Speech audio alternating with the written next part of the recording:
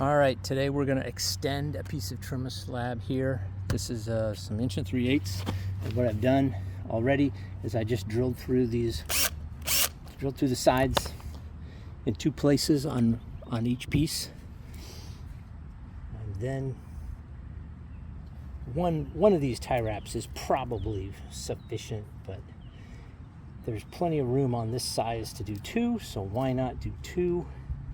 This is going to keep, the reason we're doing this is it keeps this joint, a butted joint, really tight, because this is very visible. This is right out at the edge of his driveway. This is Mike's driveway. I want Mike's driveway to look good.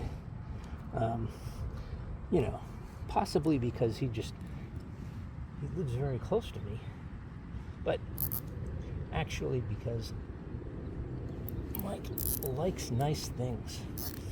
Mike wants his driveway to look good, and I want Mike to have a driveway he is proud of. So we're gonna go extra on that. We just cut these ends off with a knife.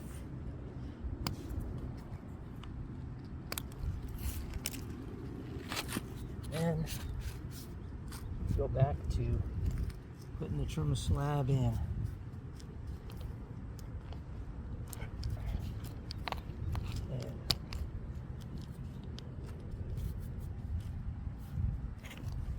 then try to get this to be as flush as we can.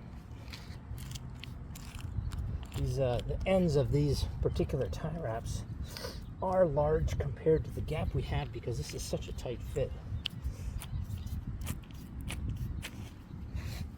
All right, but so there you have it. And then from a standing height,